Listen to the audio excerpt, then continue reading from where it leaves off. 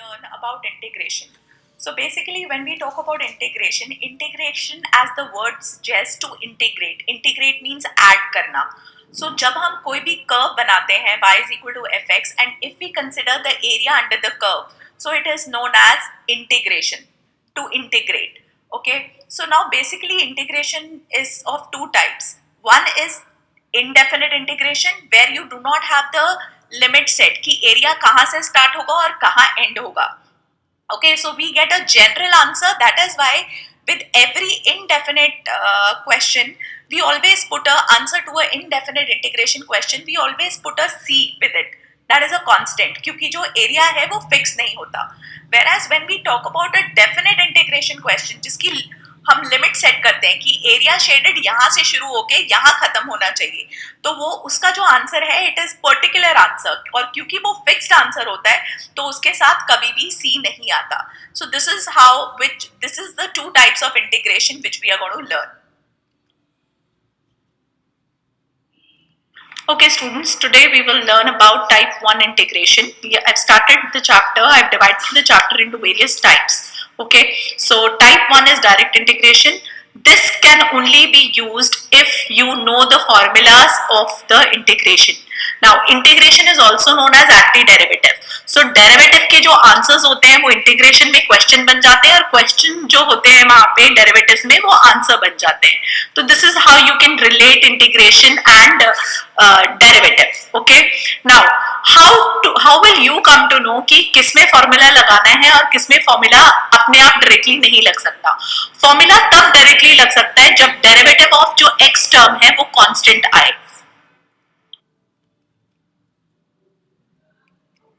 Okay, now जो next 3 slides हैं ये आपको इंटीग्रेशन के बेसिक फॉर्मूलेज बताएंगी और आप चेक करोगे कि हर फॉर्मूले के साथ मैंने रेड कलर में d by dx of x लिखा हुआ है. इसका मतलब ये है कि फॉर्मूले सिर्फ और सिर्फ तब लग सकते हैं जब ये d by dx of x constant है, जो मैंने आपको पीछे भी समझाया है. अब फॉर्मूलेज लर्न करना इज वेरी वेरी सिंपल. जैसे मैंने आपको समझाया था कि डेरिवेटिव में जो क्वेश्चन है वो आंसर बनेगा और जो आंसर है वो क्वेश्चन बनेगा. सो चेक करो, साइन एक्स का अगर हम डेरिवेटिव बोले तो वो cos x होता है, तो इसीलिए इंटीग्रेशन ऑफ cos x जो है वो sin x होता है. तो सिमिलरली ये सारे फॉर्मूलेज उसी पे बेस्ड है. You can go in the next slide also, इसमें भी यही फॉर्मूलेज है. अगले 6 फॉर्मूलेज हैं, again based on the same concept. ठीक है, और ये लास्ट 5 फॉर्मूलेज हैं जो हम एक्सरसाइज नंबर 1 में यूज करेंगे. Okay children, so now we will study about how to complete the first exercise. First of all, I will clear certain things, which is where to use the formula, how will you come to know. Like suppose I have to do the first question, integration of sine 2x dx. I'm not covering the method of inspection because that is not in your CBSE syllabus currently, so I will just proceed with this. So integration sin cos 2x की cos 2x होगी. A very easy thing to remember, जिसके भी integration के answer c में आएंगे उसके साथ negative sign लगेगा upon the way I told you पिछले स्लाइड्स में कि d by dx of x denominator में आएगा, यानी कि d by dx ऑफ 2x in the denominator plus c equals to minus cos 2x by 2 plus c. ये आपका आंसर हो गया फर्स्ट क्वेश्चन का. लेकिन सपोज करो कि क्वेश्चन होता integration of sine x square D x. Now इसमें फॉर्मूला नहीं लग सकता, क्योंकि अगर आप इसमें फॉर्मूला लगाने की कोशिश करोगे तो cos minus cos x square upon D by D x of x square. अब एक्स स्क्वायर का डेरिवेटिव जो है वो कांस्टेंट नहीं होता, यानी कि minus cos x square upon 2x plus c. So this is not a right way to apply the formula. तो पहली चीज़ ये क्लैरिटी हो जाती है कि फॉर्मूला सिर्फ तभी लगेगा जब डिग्री ऑफ x 1 होगी. ऑब्वियसली अगर 2x की जगह पे sine of suppose ax plus b भी होता है तब भी फॉर्मूला लग जाएगा, यानी कि minus cos of ax plus b upon derivative of ax plus b which is a का इंटू एक्स के साथ डेरिवेटिव a होता है और b का डेरिवेटिव 0 होता है, प्लस सी। तो ये तो हुआ प्रोसीजर कि कहाँ फॉर्मूला लग सकता है। नाउ अब मैंने आपको नेक्स्ट चीज जो समझाई थी वो क्या समझाई थी कि आपको इंटीग्रेशन में जनरली क्या करना होता है, सिर्फ अगर मल्टीपल टर्म्स होती हैं तो साइन अलग अलग अलग करने होते हैं। लाइक क्वेश्चन नंबर 5 अगर आप करोगे तो sine 2x minus 4 e to the power 3x dx, suppose ये क्वेश्चन है, तो सबसे पहले इसको आप अलग अलग करोगे, यानी कि integration of sine 2x minus 4 dx का साइन साथ में आएगा, -4 बाहर आ जाएगा, e to the power 3x dx। Now अगर आप इंटीग्रेशन करोगे तो अगेन क्या आएगा, minus cos 2x upon derivative of 2x जो कि 2 -4 e to the power 3x का derivative e to the power 3x upon derivative of 3x which is 3 plus c। तो इसमें डायरेक्टली फॉर्मूला लग सकता है। ये हो गया आपका एक और तरीका। अब सपोज करिए कि आपको कुछ ऐसे क्वेश्चन करने हैं जिसमें डिनोमिनेटर में टर्म्स हैं। So suppose I am doing question number 11, x cube plus 5x square minus 4 upon x square dx। अब आप इसे अलग अलग कर लोगे। डिनोमिनेटर में अगर जो भी टर्म होगी वो एज इट इज न्यूमरेटर की सारी टर्म्स के साथ सेपरेट आउट हो जाएगी, और फिर हम इसमें नॉर्मल इंटीग्रेशन का फॉर्मूला लगा लेंगे, यानी कि integration of x d x plus again constant बाहर आ गया इंटीग्रेशन साइन के 1 dx -4 बाहर, एक्स स्क्वायर को मैं लिख सकती हूँ -x to the power 2 dx। So ये हो गया।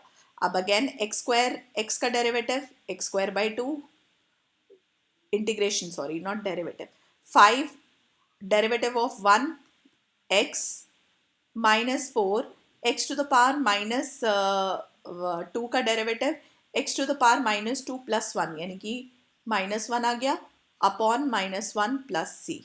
सो फाइनल आंसर आ गया x square by 2 plus 5x plus 4 upon x plus सी। ऐसे ये टर्म्स अलग अलग हो जाएंगे।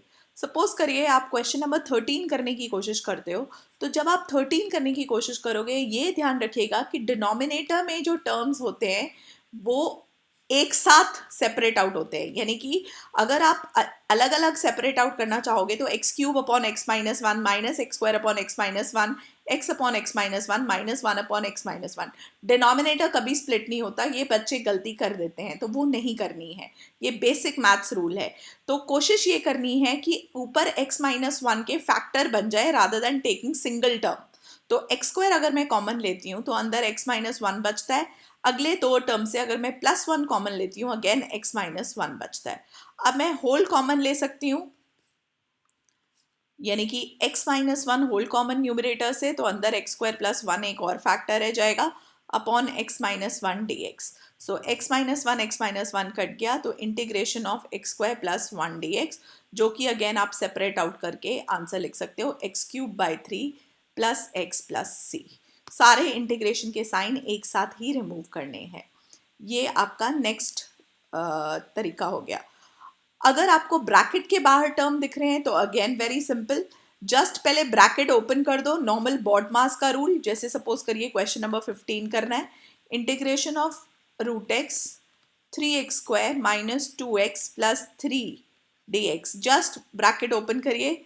सो इंटीग्रेशन ऑफ 3x आपको x square into root x d x minus 2x into root x plus 3 root x d x. Again d x याद रख से सब सारे टर्म्स के साथ आएगा। सबसे पहले हम एक्सपोनेंट्स का बेसिक रूल लगाएंगे, ये 2 है ये हाफ है, 2 प्लस हाफ आप करोगे तो कितना आएगा 5/2 माइनस 2, 1 प्लस हाफ करेंगे तो कितना आएगा 3/2, और इसको x to the power half dx लिख लेंगे। अब आप normal formula integration x to the power n, so x to the power n plus one, यानी कि 7/2 अपॉन 7/2 माइनस 2 x की power 3/2 plus one, that is 5/2 upon 5/2 plus 3 x की power half plus one, that is 3/2 upon 3/2 plus c। तो आप numerator ये cross आपको पता ही है फ्रैक्शन है तो वो रेसिप्रोकल हो जाएगी. सो 6x⁻7/2 upon 7 minus 4x⁻5/2 upon 5 and ये 3 और 3 कैंसिल हो जाएगा प्लस 2x⁻3/2 प्लस c.